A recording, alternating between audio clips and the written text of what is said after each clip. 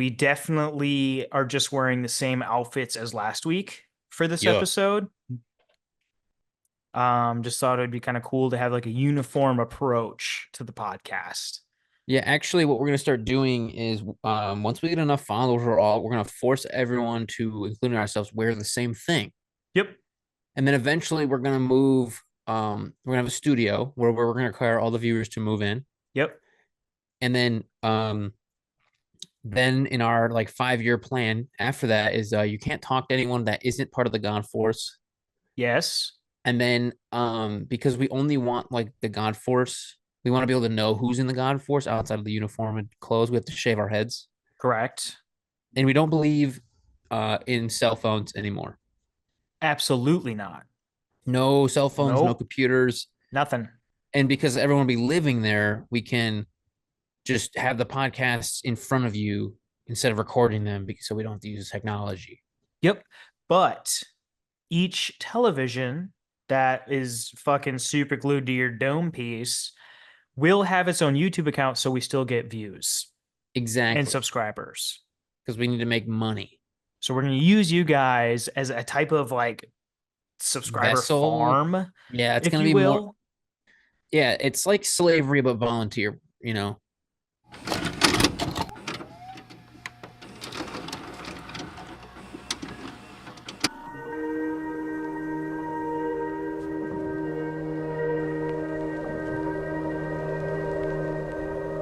Welcome back to the Thought Boy podcast. I'm one of your hosts, Vance Miller, and that beautiful boy is What up? Esden Reinstra. If you're watching this, it means that our content farm, our subscriber farm is working currently. So um now, definitely a week later, we're talking about, Same clothes, same time of day. yeah, Week later, 20 or exactly. How long is a week? 24 times 7, what is that? 28, and Too then much. Either way, 168 hours if that's right, I'm gonna suck your dick right now. on the How pod. many hours is in a week? 168. That's what I said. Looks like you gotta suck my dick. Your head just pops up like over here. Just yeah, in the corner of your screen. Yeah, it's just like we're I in the still same. have I still have my headset on. Yeah. All right. All right, so this week we are discussing the Yuba County Five. I've known about the Yuba County Five for a little while, and then I forgot about it. And then I saw another video about it, and then I was like, "Oh, this is just such a cool topic." Well, it's not cool, but like it's interesting. Okay. Um, Not cool, but interesting. I mean, it's cool. I mean, like it's about people going missing, and that's not always like ideal, but like it's interesting. Are you familiar? No, actually, this is completely new to Oh, me. This is 100% new. okay. So this involves Chuck E. Cheese, Jeffrey Epstein. No, I'm just kidding. I was gonna say those things oddly do go well together. They obviously fit together in a way that garners its own episode. Yeah. So Jeffrey Epstein was born in. No, I'm just kidding. So the Yuba County Five is what they kind of became known as. Was a group of young men from Yuba County, California, who went missing after attending a basketball game at California State University in Chico, California, on the night of February 24th, 1978. So that's kind of like briefly what it's about.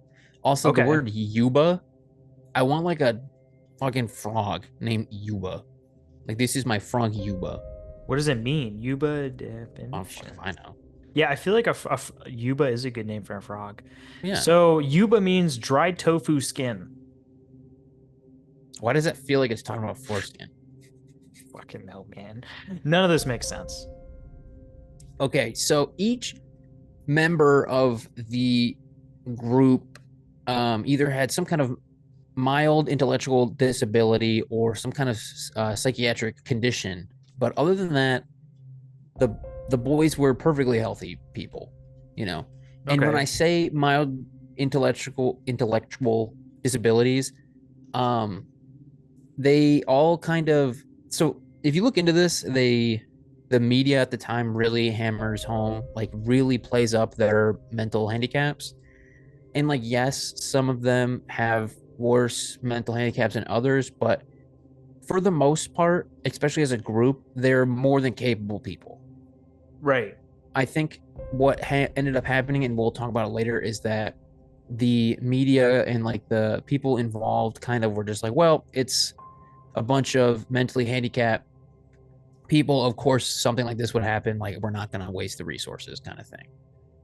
And I know that Of sounds really course something would happen. yeah, like Jesus. that was kind of like a lot of some people will say that that's the mentality that, or that's what they blame the officials for having that mentality and why these is still technically an open case. Okay. But we're gonna get into that later. So we're gonna dive into each member first of the Yuba County Five. We have Ted Weiher or Wayher, I think. Maybe Weir? Weir. I think that's one Anyway, of we're those weird things where you're like, you don't pronounce half of the fucking letters, and it's just like oh, Weir. Weir. All right, Ted Weir. He was the oldest at 32 years old. He was pretty outgoing, and he loved to meet new people. He was very sociable, and he was unemployed for the most part. But he did like he had a job as a janitor at one point, Hell but it yeah, kind of brother. but it seemed like he kind of just lacked common sense. Okay. He didn't really grasp or really understand the significance of certain events and stuff.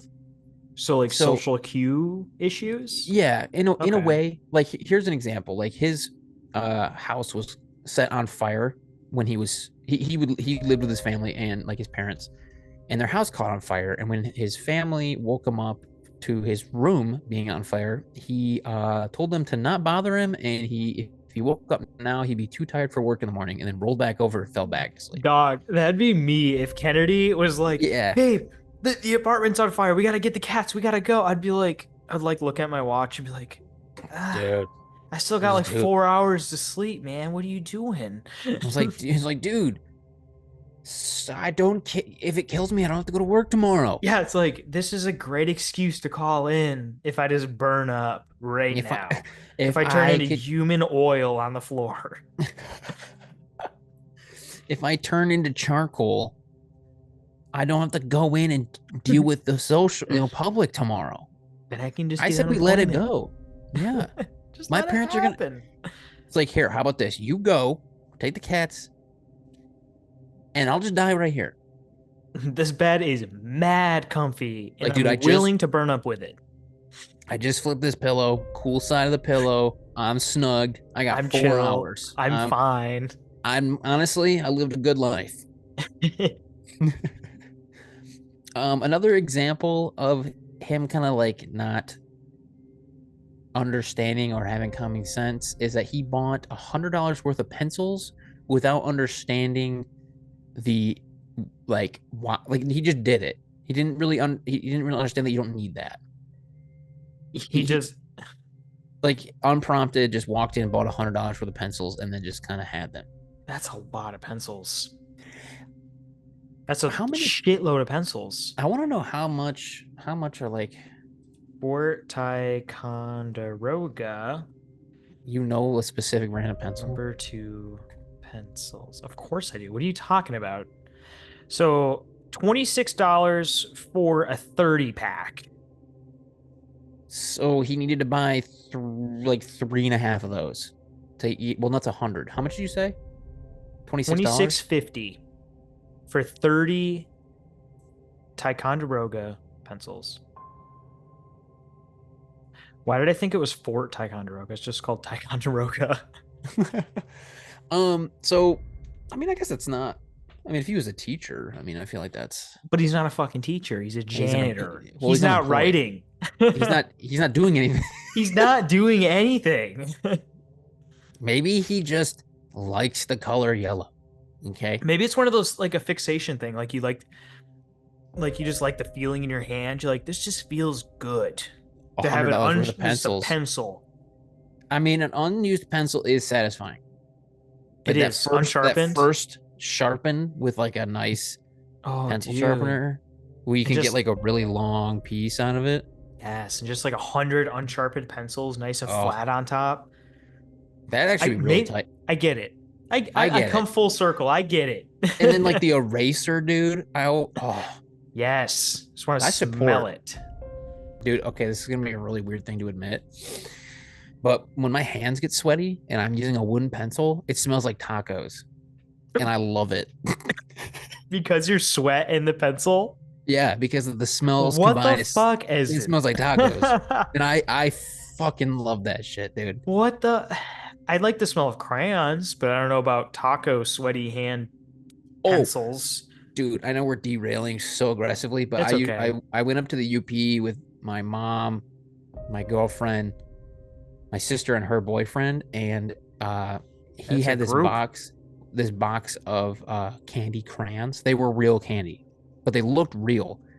And so in a public setting, we started eating them, and the look that we got on people's faces was so funny. I love that. Yeah, Dude, just like innocent public pranks or just I like doing know. shit just to Eating be weird. crayons, It's great. 9/11. Yeah, just low key stuff. Just some like low key, shits and gigs. Yeah, it was just a normal Tuesday. My birthday is 9/11, just It so is. everybody's aware. Next, we have Jackie Hewitt. He was the youngest at 24, and he was Ted's best friend. And they did everything together. Jackie relied on his parents since he couldn't read or write or dial a phone. It's not that he Nice. couldn't. It's not that he couldn't dial a phone. It's just that he hated using them and just didn't like it. He didn't like the way they operated. He didn't like using them. A true Uh, American. um, I feel like that's such like like not like yeah, exactly. 70-year-old man. Uh, I'm not going to use that thing because it's going to take my information. uh, I'm not using it because the government's going to listen to my shit. Exactly, one of Um, those.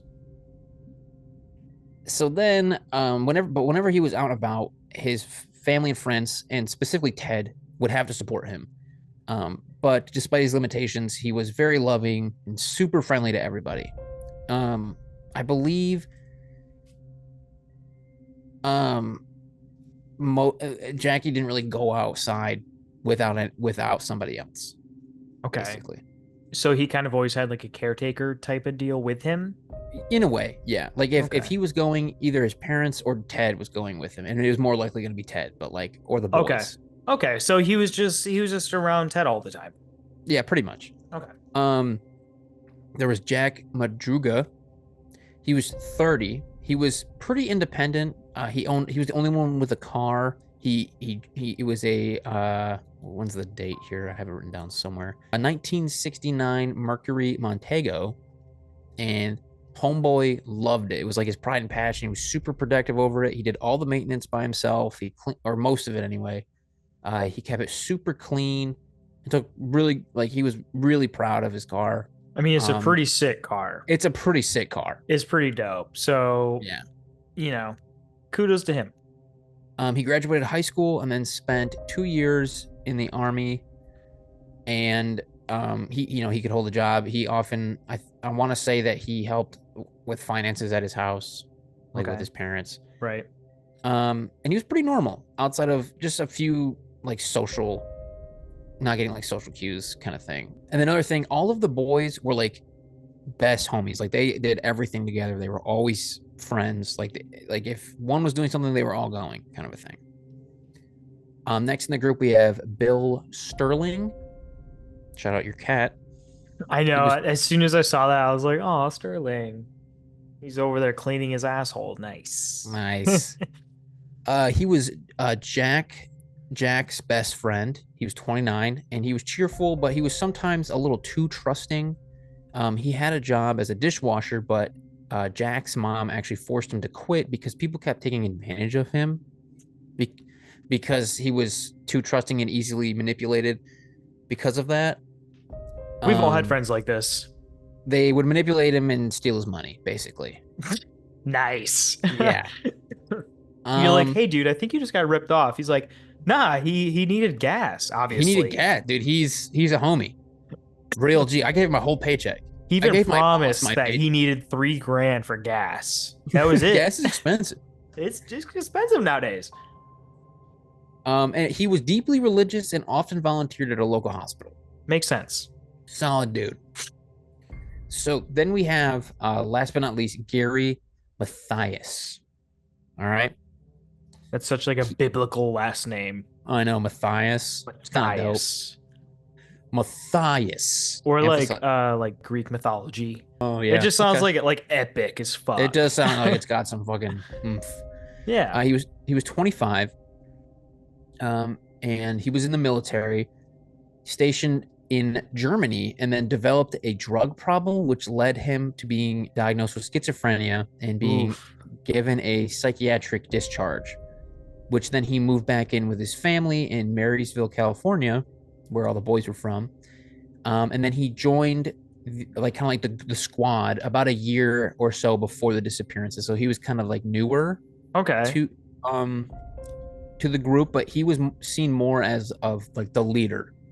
He quickly became like integrated. Everybody was friends, and he kind of was like the leader of the pack. Interesting. And at the time, he was dating his high school sweetheart, and that's important because later, like when they go missing, like there's some theories where that would be important.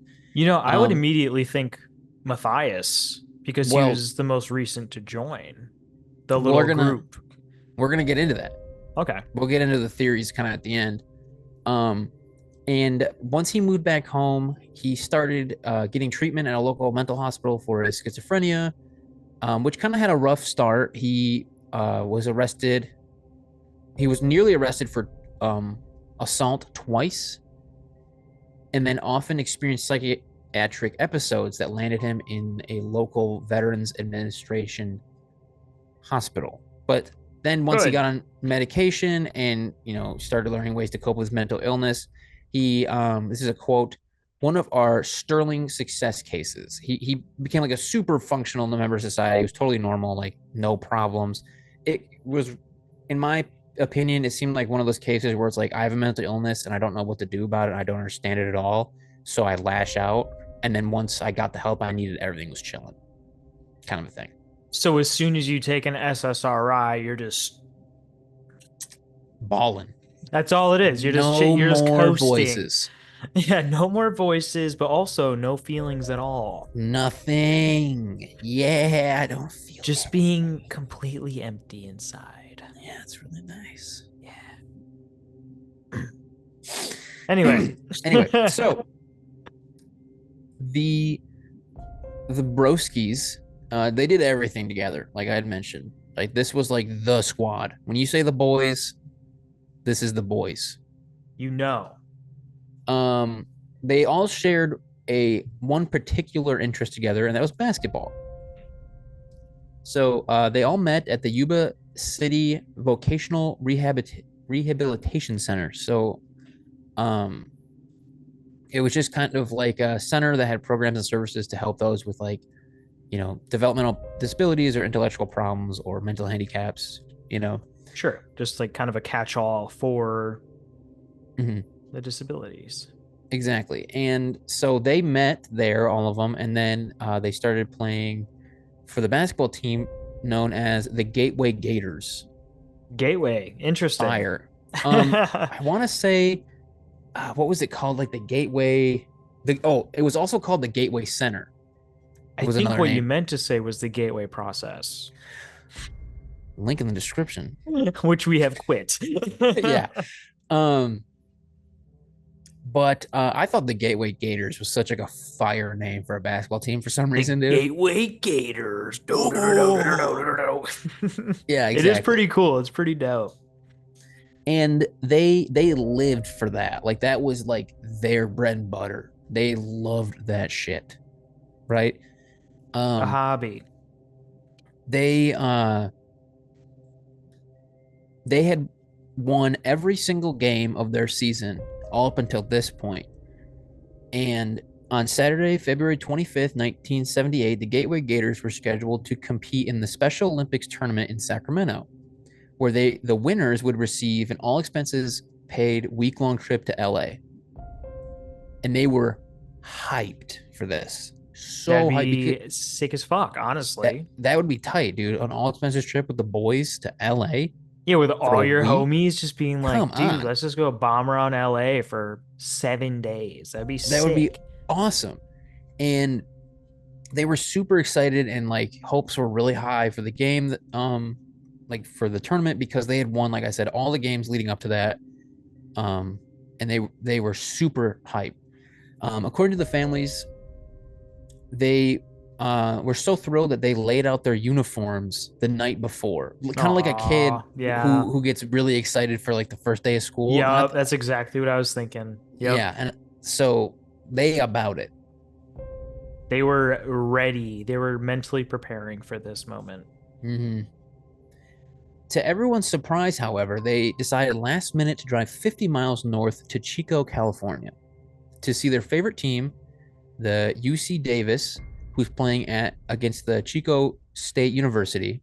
They wanted to see these two teams play, and it was a little strange because people who are mentally handicapped or have like severe mental illness, routines are pretty uh, necessary. They usually stick to the same thing every day, and they don't making last minute decisions is not necessarily how do I put this, like Something they normal can do by behavior. themselves. Yeah. Um, and even though the families were like, okay, that's a little, a little out of character, but because all the boys, like, they loved each other and cared for each other, they knew they'd be safe and they were chilling with it. Um, so with that, they all got into Jack's car and left around 5:40 p.m. Friday, February 4th, So they could or drive. 20. Uh, Jack had a car. Yeah, he had the Okay. Montego. Oh, that's So right. they Duh. they all piled in it, and on February the 24th at 5:40 p.m. they left, and that was the last time the family saw their boys alive. To this day, they don't know what happened. Okay, so early that next morning on Saturday, February 25th, Bill's mother woke up around 2 a.m. to find that he had not returned from the trip. Obviously, this is concerning Right. because the A plan little was bit. just Yeah. just to drive up, see the game, and immediately come back. There's a map that we'll look at, and it's a straight shot north to where they were going, and then a straight shot back south Hop on the to the house, freeway, get and there, just hop on the cruise. freeway, come back. Exactly. Um, and obviously, being concerned, she called the rest of the boys and boys' parents, and it became clear that they had never made it back home from Chico.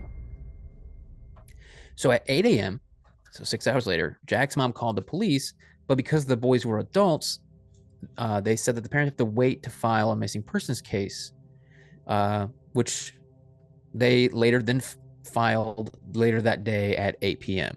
Pretty sure it has to be like 48 hours or 72 hours. I think the reason why they ended up doing it so soon is because they're of their mental handicaps, like it being, because if, like, I don't want to say like if you and I went missing, the law enforcement would be like, well, They they're would just never report it. adults. They would never, yeah, honestly, they would probably never report and be like, yeah, it's probably totally in their characters to disappear. We've watched the podcast and we think that they're fine. We honestly think they're doing a bit. Bohemian Grove definitely didn't get them killed. Nothing, yeah. Um, so then at this time, the law enforcement made the investigation public and sent out a description of Jack's turquoise and white 1969 Mercury Montego. So everyone in town is aware or becoming aware that these boys are missing. So first, the law enforcement did confirm that they had made it to the game in Chico that night. They, through investigations, they had a safe travel up. So they And confirmed then, that they were at the game. yes. So it must have happened after the game, obviously. So once it became public, like that they were missing, a call came in from a store clerk at Bears Market, a store just down the road from where the game was, about 3 blocks. The clerk said that the boys had come in right before they closed, which was around 10 p.m., and they bought snacks, sodas, and milk and left heading south. So presumably back home. Soda and milk. Okay. Yeah. I don't know who's Yeah, downing the fucking gallon in the back seat, but cool. dude, fucking pulling up with a. Could you imagine if you're like a road trip with the boys and then one from the back seat just pulls out a gallon And jug that of pull milk? up. There's just Dude, like a gallon of milk spilling everywhere as they're swerving. oh, dude, that would be so funny. I'm not gonna lie. It's like whole milk. It's like thick as fuck because it's like expired, just like all over the Carta place. smells like shit. Oh, so then 2 days later, on Monday, February 27th, the local Yuba County Police received a call from the Plumas National Forest Ranger, or a single ranger. The National Forest is just a huge ass forest way off in like the northern parts of California. Not easy terrain to go looking for bodies. No, not even close. And we'll get into that as well. And if you go to Google Maps, you can actually find it's labeled where the car was located.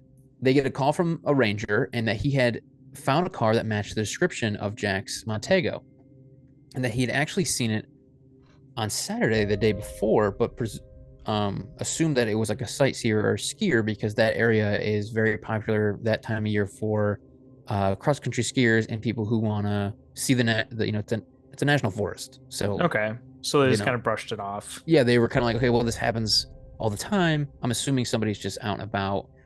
No worries. It probably didn't even cross their mind at all. They're probably just like, cool, another car. They're just out there skiing. Exactly. Whatever.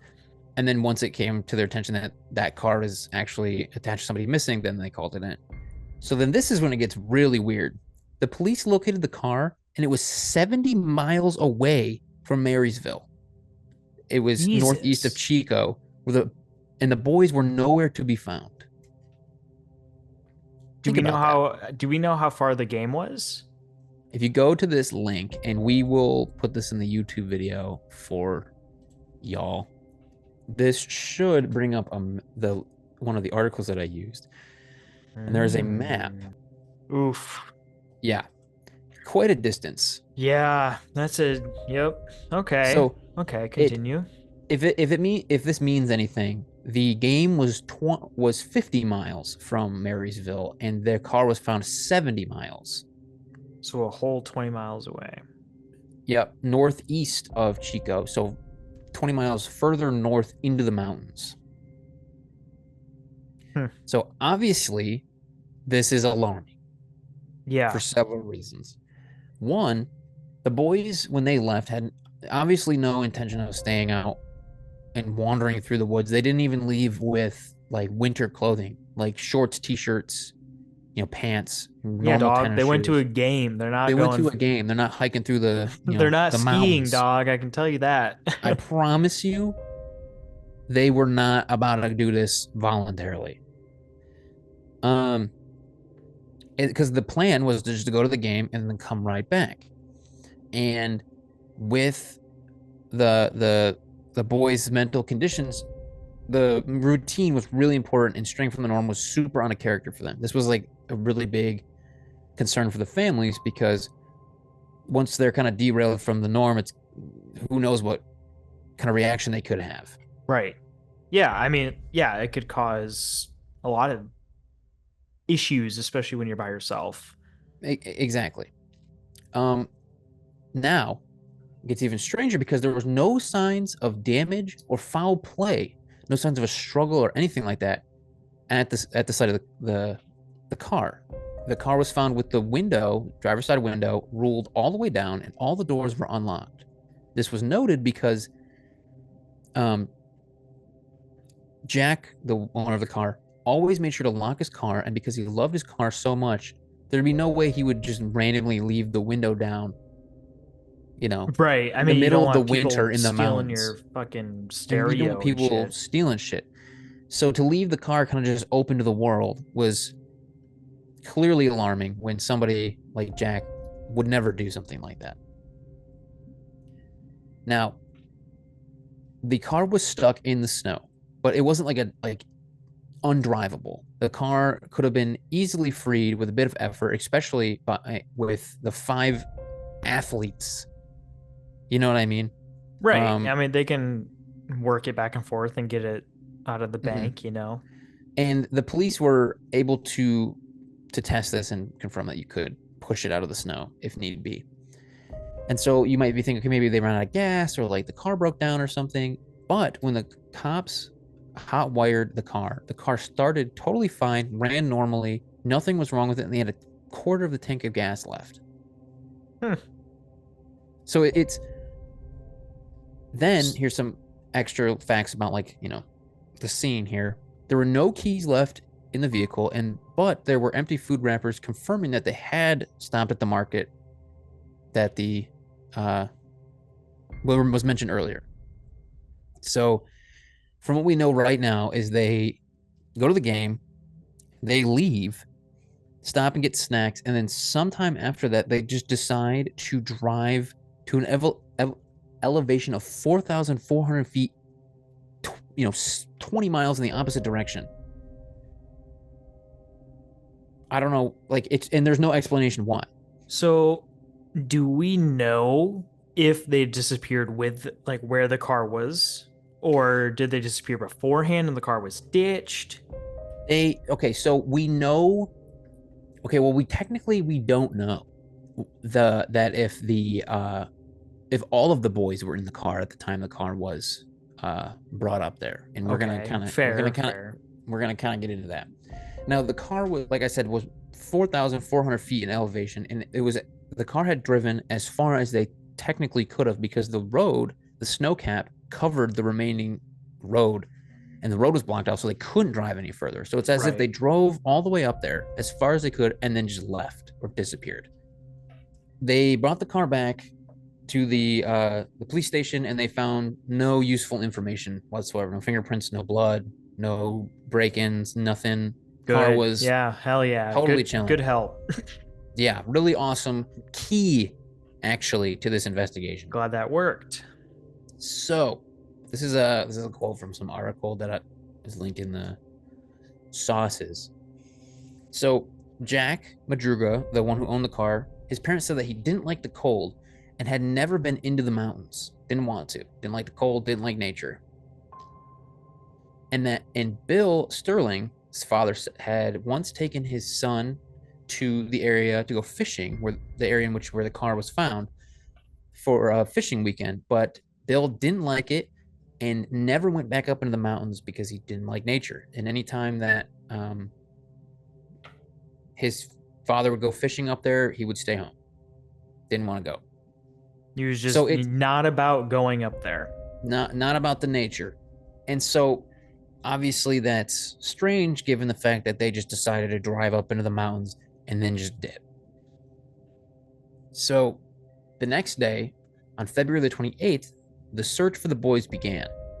Over 100 people were involved, including law enforcement, rescue teams, volunteers, some members of the National Guard, sniffer dogs, Damn. snowmobiles, helicopters with infrared sensors were deployed to cover obviously more ground, and there were no signs of the boys whatsoever. Nothing. It's as if they totally vanished. So they searched for 48 hours, and then a huge storm struck the area and made it impossible to Of continue the course. search Just making because everything fuck impossible. you, Yeah, right. Making it just covering up absolutely everything that could possibly give you evidence. Exactly. Like if there were any footprints whatsoever or any clothes or anything, Mother Nature was just like, nah, we're not doing this now. So this next account, there is a lot of people don't put any credit into this account that I'm about to bring up, but it's eerily connected to a different account of Okay. a strange sighting, if you will. So All right. we're gonna Interesting. bring in a new random character, Joseph Scones, I think. Scones. Scones, is that how you say it? I don't know. Probably. Skosh, Scones. Shans. Could it be Shans? Shans. I Shans think could it's be, yeah, Shans. Shans could be a thing. We'll throw it Joseph up on the screen Shans. just in case one of you smartasses Boom. know. Who was from Sacramento, owned a cabin close to where the abandoned car was found. On February Friday, February 24th, he drove up the mountain to get everything ready for a family skiing trip. But his car got stuck in a snowbank. Now he had a history of heart problems, and when he tried to get it unstuck, he had a mild heart attack. And apparently, this is from a video that I watched. The A pain was mild so heart attack. yeah, the pain was so bad that he shit and threw up on himself. Nice. Yeah, nearly nailing it. While But it's he cold out, and the you're having a heart shit and attack. puke just like freeze to you. You're having a fucking heart attack. That's tough. That sounds like a really That's shitty time. tough. Like that really sucks. Like there are very few situations worse than that, I think. Dying Well, like no. that is tough. That's Well, he didn't die. humiliating. You get It's found yeah, diaper full, diaper bib full, puke bib everywhere, vomited on, vomited. vomited on. The bib has been vomited. But he managed to get back in his car and just waited and hoped that he wouldn't obviously die and that someone would come help him. A few hours later, he noticed what he claims was Jack's turquoise and white 19, the car, The Montego. the Montego. He says that there was a red truck with a group of people standing around the boys' cars talking, one in which was a woman holding a baby. Okay. When he Weird, tried to get their weird. attention for like help, obviously, everyone went quiet, got in the truck, and left without saying any words to him whatsoever. The next morning, because he fell asleep in his car. The next morning, he felt better, got his car unstuck, and drove down the mountain. Dude, Seeing the mercury, but didn't think twice because at the time he didn't know it was attached to like a missing people, so he just assumed the same thing. I'm assuming sure. as like the Yeah. part. Now It's just he somebody also skiing. No problem. Yeah, exactly. Then he drove down to this lodge that was just down the mountain from where the car was. And then that's where he learned that the car was attached to missing people. Now, some say this account is total garbage because he's actually the town drunk and had driven up there hammered, and the shitting himself and throwing up on himself was because he was so drunk that he couldn't control himself, and then he passed out in his car. So I couldn't believe that he pushed the car out after he had a heart attack. yeah, That's because I feel like, I mean, I have no idea, obviously, but if you have a heart attack, I feel like you're kind of like damaged in a way that like you need to see a doctor to get better from that. You yeah, don't it's like just you can't. recover from sleeping it off. It's not like like a cut on your hand or like you fall down the steps. You have a fucking heart attack. You should go to the doctor. Like your heart is now damaged. Yeah, like you You really need need to a see pacemaker. somebody. You need a surgery. You need medication. You need help. You got to figure this out. You're not going to push a car like, I'll sleep it I off. need Well, to I'll do it in the push this morning. car down the mountain. That's wild. Um, and then the police interviewed him a few times, and he kept changing his story, and it just kind of was like, some people believe his stories, a lot of people don't. Take what you will from it. But the reason I brought it up is because it's important for later theories. So with that, that's it. There's not the end of the episode, but there was I nothing was like, wait, found. what? That's it. That's the story. No, they there was nothing to be found, and it just seems as though the boys had kind of disappeared. That's just how So they deemed it. They're like, cool, well, that's it. disappeared, case Check closed. over. So with no evidence or leads, the family thought there could have been foul play involved. Like You'd literally assume. come up with any situation Yeah. until 4 months later in June. So on June 4th, 1978, a motorcyclist was riding up the trails in the national park in which the car was found, and they passed by a United States Forest Service trailer. He had noticed that the window was broken and the front door was open. When he went in to investigate, he found a body wrapped in bed sheets laying on a bed. Oh, shit. Now, the trailer was located 20 miles from where the car was found. So they drive 70 miles north, 20 miles past their original destination, and then another 20 miles from where the car was. The police identify the body of Ted Weir. He was the one wrapped up in the sheets. They determined Killed. that he Clearly killed. well, They determined that he had been alive for at least 3 months before they found his body. Yeah, okay. Okay, interesting. And why? Because he was clean shaven when he left, and the body had a full beard. And the autopsy confirmed that he had lost over 100 pounds and died from hypothermia and starvation. Well, okay. So that they fully got trapped up in this bitch. Yeah. And it's going to get even weirder than this. Okay. So let's talk about this trailer. Okay. In the trailer, there were about a dozen or so empty cans of food scattered across the floor because it had a storage shed with 2 lockers full of canned food. However, only one of the lockers was broken into and wasn't even fully taken advantage of. It was reported that the shed had enough food to sustain all 5 men for a year if necessary. Wait a minute. Wait a minute. Wait a minute. Wait a minute. So did he freak out, kill everybody, eat a little bit of food for himself, and then wind up dying because Well, he just decided just to. well, hold on. This is going to get really weird. The shed had enough winter clothes for all the boys, and the trailers had a propane tank that was used to heat the trailer, but neither the tank was turned on to heat the trailer, and no clothes were utilized. If these fools totally just like missed all the clues to survive, I swear to God. And then also, there was no attempt at a fire because even though there were ample paperback books for fuel and matches in the trailer for lighting the fire, no fire was ever attempted. Okay. Yeah. So Okay. so we don't so why didn't they use all the food that they had? They had heat, clothes, a way to start a fire, and food, and they didn't do it. Riddle me that. They clearly and the thing is, they clearly knew about the food and the clothes because they broke into one of the lockers. Were they held captive? And then just abandoned? Where what did they just not have the common sense? Well, the thing is like sure, like the media chalks it all up to the fact that they were mentally handicapped, right? But they weren't, However, I mean, they could drive though.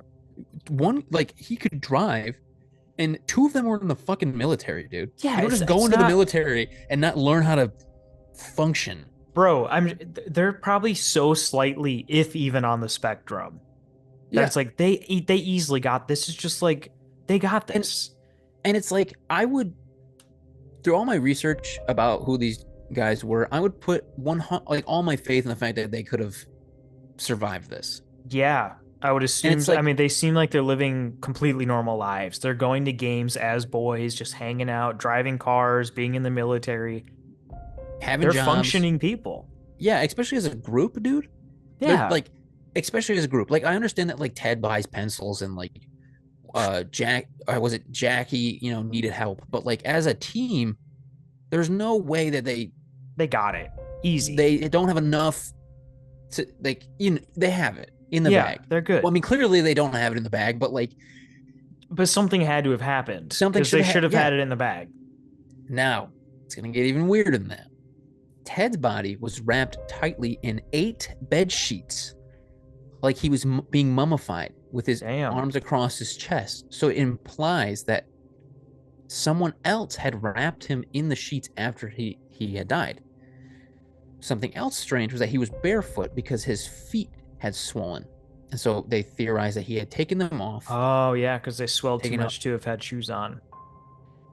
and so he was wearing leather boots, I believe, like workman boots, Right. and they were nowhere to be found. However, Gary Mathias's tennis shoes were found in the trailer. He just wanted a pair of Tim's, so he Yeah, killed his homeboy and took his killed all of his shoes friends just for these shoes. just for the one pair of Tim's. Now, Gary Mathias's shoes were found in the trailer, and Ted's work boots weren't. So it's theorized that maybe Gary took his shoes off and swapped them out for the boots, but no trace of Gary has ever been found. So they don't even know if he's dead. He's been missing for 46 years. And he was how old when he went missing? Um, Like teens? 25, I think. 25? Yeah, He'd so be in he's probably this. he's probably still alive. I mean, if you know, Well, if if he's he were to alive kill everybody and then run away, he's still alive. now, but he didn't kill Ted because Ted died from hypothermia and starvation, and his foot became gangrenous or whatever that's called. But what if he wrapped him so tightly in the sheets he couldn't move and just left him in the trailer without the heat on? I mean, maybe. I mean, Ted weighed over 200 pounds. But I guess if you starved him, I don't know. I know these are I all don't know. theories. We'll I don't we'll know. get into Yeah, the I don't know. theories. We'll get into the theories at the end.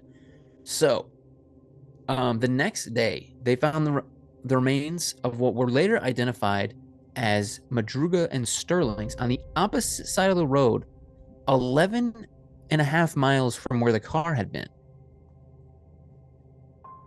So, What kind of remains are um, we talking?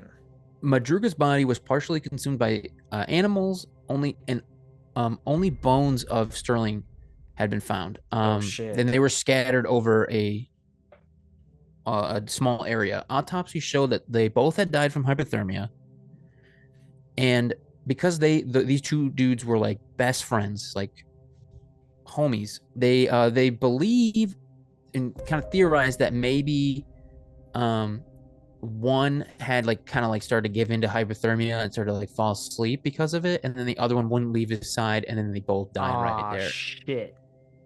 Yeah. That's tough. That's sad. But also, what are you gonna Um. do when you're stuck in the wilderness by yourself? Also coming to the same conclusion in life? Yeah. Not So much you can do. 2 days later, as part of one of the search parties, Hewitt's father, so Jackie Hewitt's father, Right. found his son's backbone. He had picked up a cloth that he had found under a bush, and a spine fell out, and it was later determined that it was Jackie's. Hey, just Isn't find that some random vertebrae. Sick. like I just thought that would be such a horrible, horrible way. Yeah, no Just be shit. like, oh, let me just pick up this garbage. Oh, that's my son's spine. I Tight. recognize that spine anywhere. That's Anywhere. my That's son. my boy. That's my boy. He's got the same bends and crooks. He had scoliosis. Um, and that was 2 miles northeast of the trailer. Okay, So so the next a day, decent distance. Hewitt's skull was found, and dental records confirmed that it was Hewitt's. An autopsy revealed that he had also died from hypothermia. Um, so then northwest of the trailer, roughly a quarter mile away, searchers found 3 Forest Service blankets and a rusted flashlight by the road, but it couldn't be determined how long it had been there, or if there was no usable evidence discovered at that site. Nothing concrete enough to be able to include in the case. Exactly. Now, and still, no sign of Gary. No idea where he is.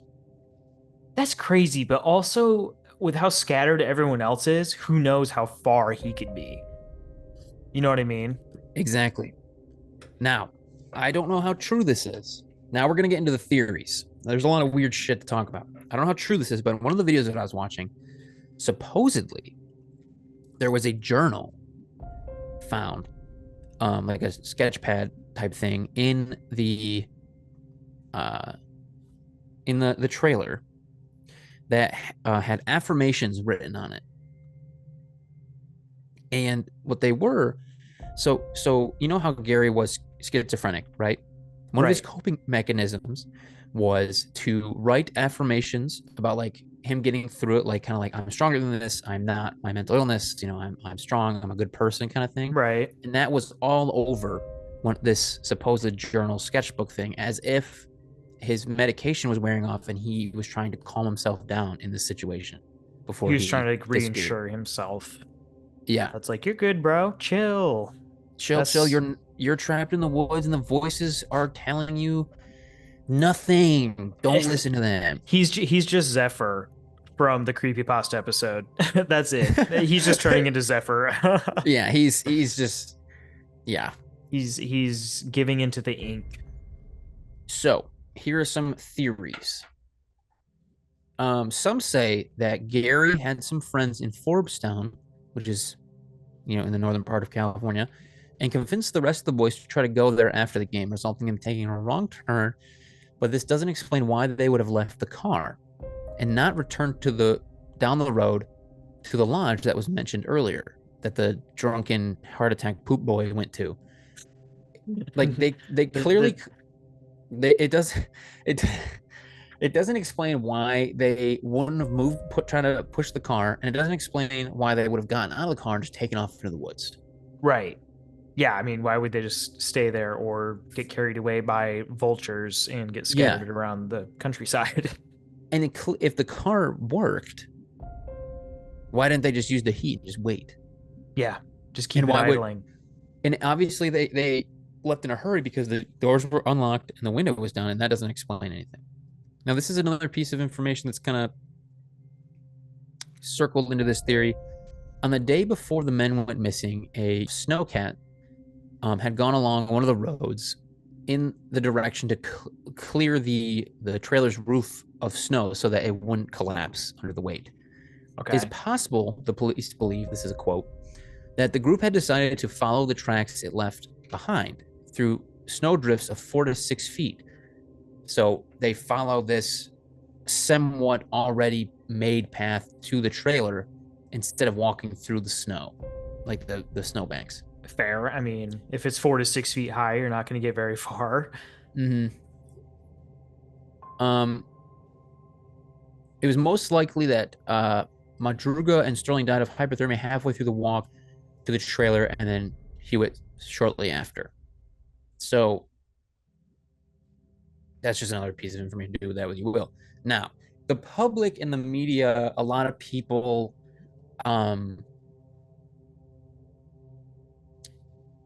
really hammered in and just assumed that they were quote unquote too dumb to Oof. get out of this situation, that they Yeah. were just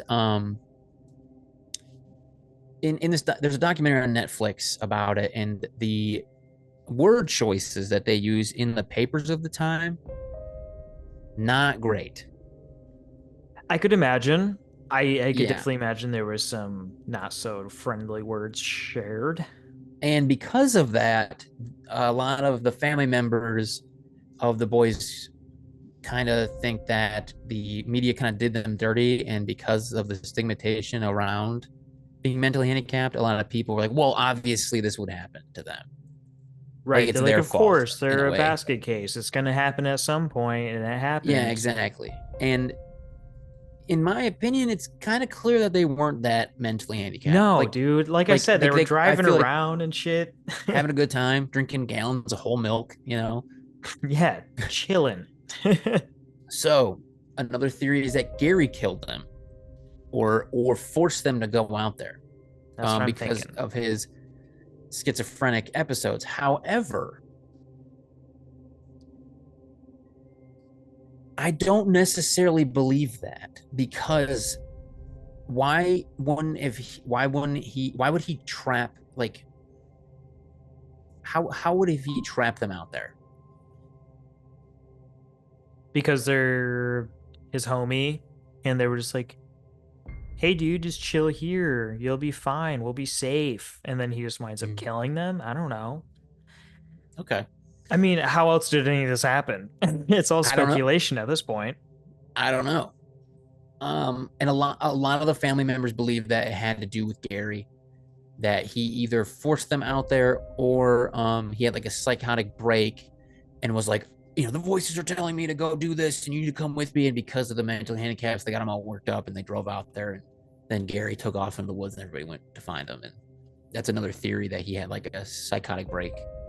And then his friends went to find him, and then just succumb to the The elements. elements. Yeah. Um, Gary also has ties to different drug groups, because before he got on his medication and before he was chilling, he did start using a lot of drugs. and apparently the border between whatever state is right there and Canada is like a big drug trafficking. There's a big drug trafficking problem, especially back at that time, Right through and they that believe border, yeah. some people believe that maybe um that uh somebody was mad at Gary, or Gary owed people money, and they kind of forced them up into the mountain somehow after the game, and forced them to turn around, go up the mountain, and scatter them into the woods. And because of their mental conditions, maybe it freaked them out, and that could explain maybe why they didn't want to light the fire or turn the heat on or make a scene at the trailer, because they didn't want people coming up to look for them. And then also kind of plays into like Gary maybe having a psychotic break, that maybe like some people believe that you know he started thinking that people were coming after him or things were coming after him, and they needed to go up to the mountains to hide. It's Yeah. really a grab bag of whatever you want to believe. Now, there are two theories that I think kind of throw some wrenches into the mix, that kind of I get kind of hung up on, and I don't know how true these are, because there are tons of like one-off stories of people thinking they see Gary, or they know what happened, or this person was involved, or this person in the town in Yuba County, that kind of spread just like old folklore basically, but you can't prove it. Right. Now, supposedly there there's an account of someone who lives in the area that said that a red truck had pulled up to their house and three men had gotten out. One of them was an older man with what presumably was a young son, and Bill. And they were asking weird questions. I can't remember exactly what they were. And when asked why they were out there, they said they were out there hunting on a hunting trip. However, that doesn't make sense, because Bill didn't like going outside Right. And he's not going to go out in the cold and for a hunting trip if he doesn't like being outside. with complete strangers. Right. Yeah. But the reason I bring that up is because people draw the connection of the red truck from the Poop Boy story. There's like a weird little through line there. And that I get Okay. hung up on that a little bit. Now, again, this one really gets me. So one of the boys' father, I can't remember exactly who, claims in the that there were only 4 tracks of footprints from the car leading into the woods, implying that only 4 of the boys made it up the mountain, and one of them is somewhere. Riddle me that. Unless Gary forced them somehow to just like get out and walk separate directions, I don't know. But then they all ended up around the trailer, because we know Gary made it to the trailer. What if what if he told them, "Hey, let's play a game called Let's Find the Trailer in 4 to 6 feet of snow." And he just sent them out, Creative. and then he just drove up behind the Snowcat and followed it up to the trailer, parked, and then they just never made it. And then Gary just said, "Okay," and then just walked home, I guess. Well, he couldn't have driven up there. But then also, like, I feel like I take that fact that Ted was wrapped up in the sheets as like almost like something, like almost like a careful act instead of an act of mischievousness, kind of a thing. Maybe, may Because I like to think, given that the relationship with the boys and how excited they were for the next day, and how much they actually really cared about each other, that that Gary wouldn't have killed him. what if everyone else disappeared besides Gary and who was wrapped up in the blanket? Ted. Ted. So besides Gary and Ted, everyone else has disappeared. They make it to the cabin, and then he wraps him up. He's not doing so hot. Ted isn't doing so hot. He's starting to get like uncontrollable shivers and stuff. He's succumbing Mm. to frostbite. So he wraps him up really tightly in a bunch of blankets and says, "I'll be back. I'm going to grab help. It'll be okay. Just wait here." Walks off, wrong direction, also disappears. I mean, I could see it that like as they're going up there, like They the just got picked off one by one until it one was by Gary one and by Ted. like by the elements. Yeah. Um, I want to look at this map again real quick to kind of if you want to pull up. Yep. So So four of them were found pretty close to each other. they were all found relatively close to each other. And it bothers me that they probably will never know where Gary is. I mean, shit, Um, dude. I saw on Reddit they found like a mandible in somebody's floor, and they're now doing testing. So who knows? Maybe Gary's in maybe, somebody's floor. maybe that's kind of where the case ends because they I, don't they don't know they can't do anything else really. I blame Gary. Sorry. Gary did Okay, it. Case I think closed.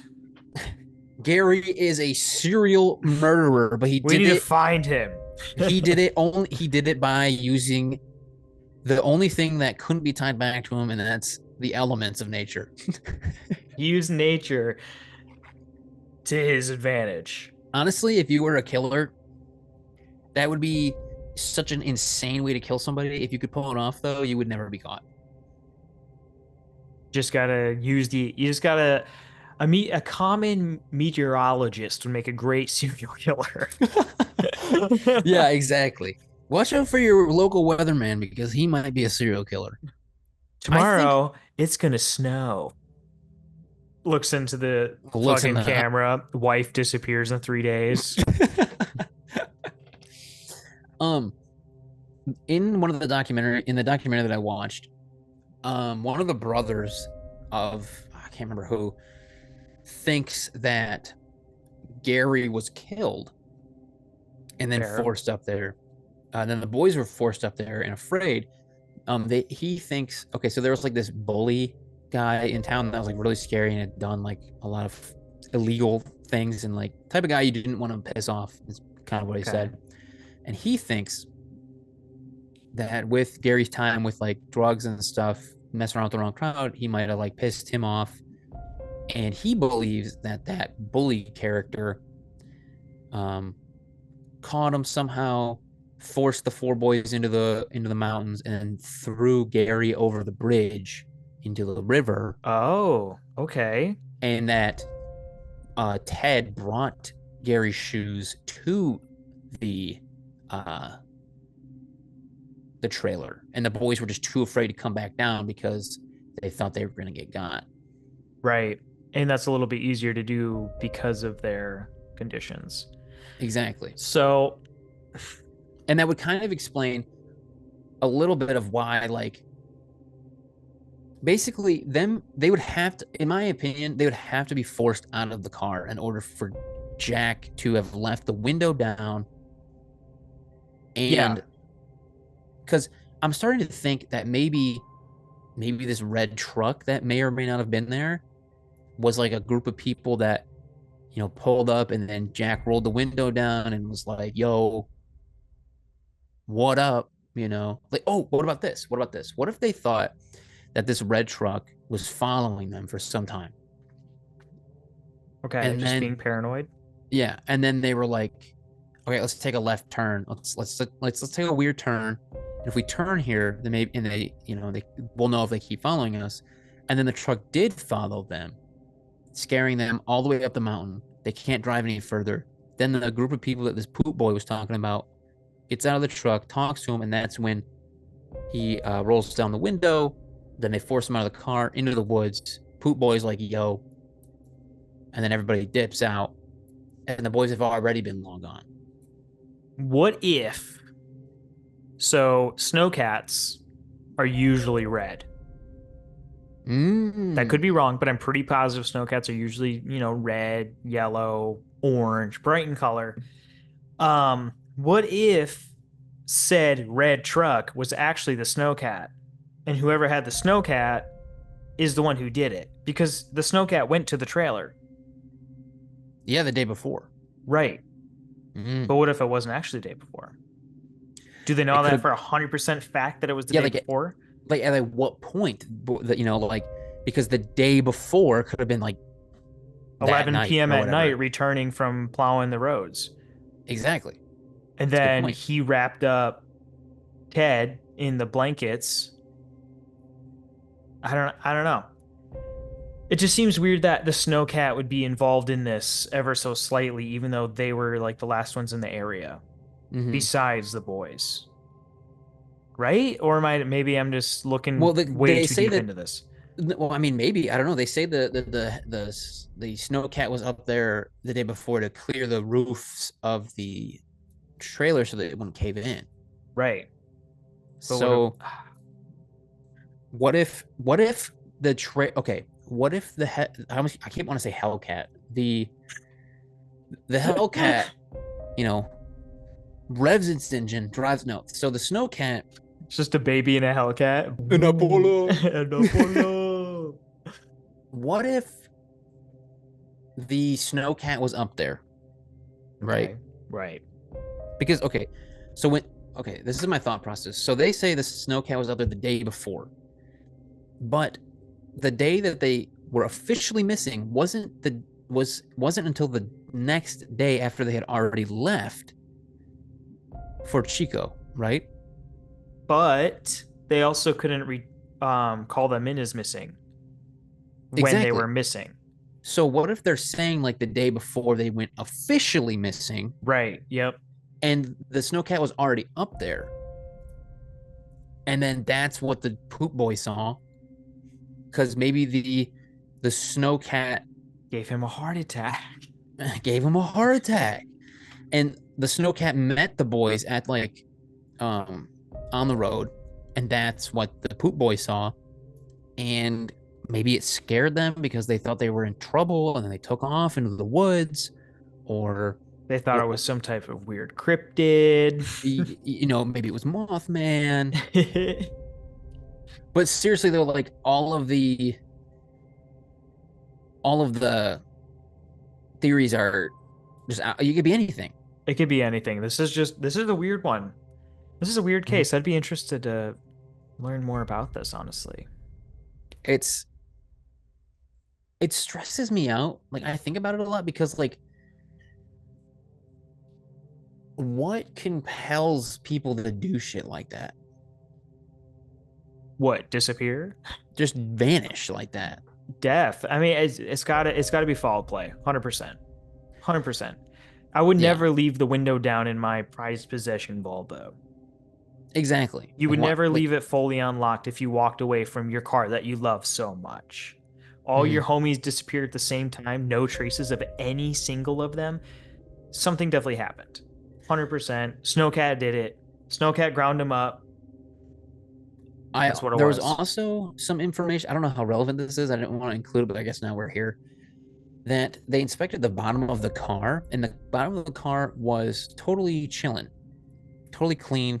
No, so the road that they were on was pretty rough terrain, So like and rocky, dirty, yeah, like I mud. mean, it's pretty much a trail Okay. or like an unkept road, I guess I should say.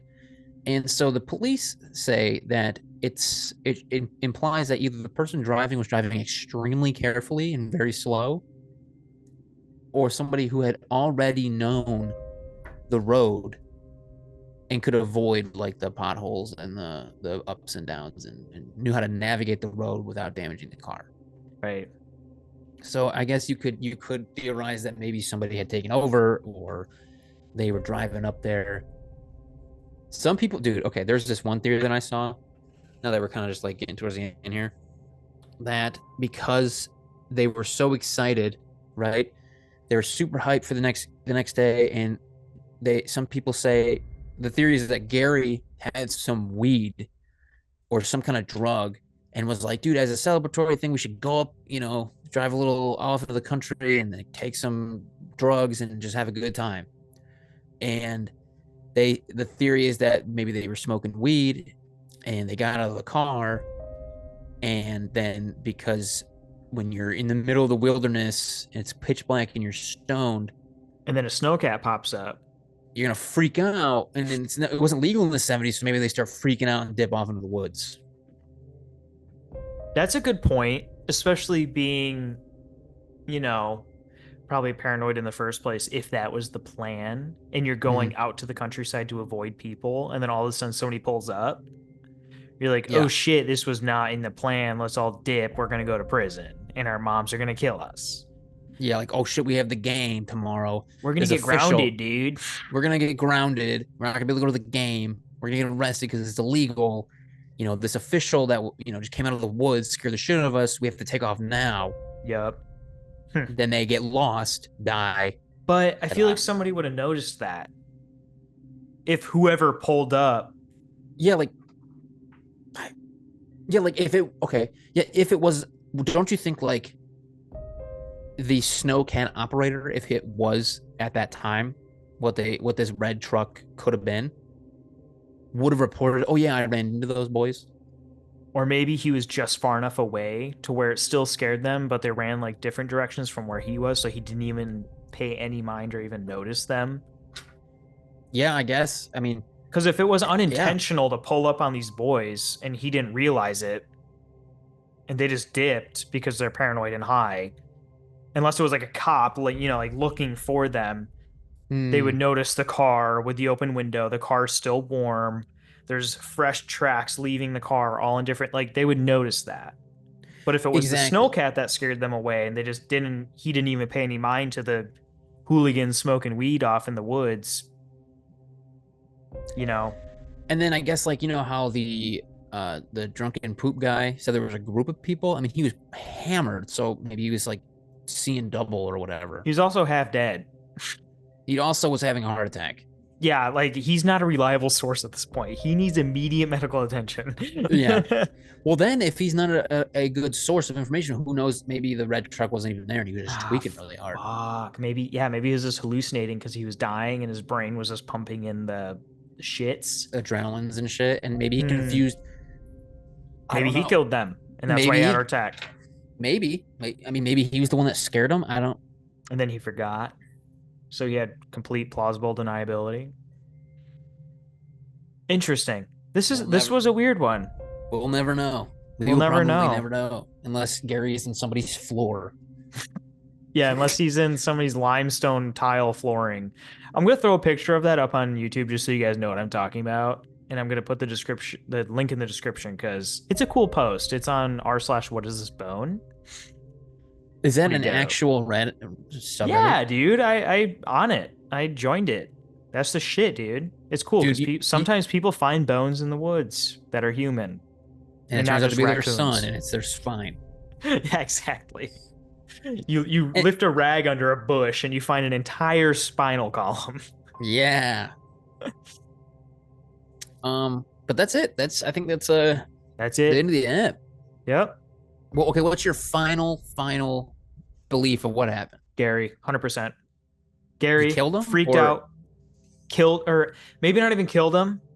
uh Ah, fuck. I think maybe what I said earlier, how the two other boys somehow got separated,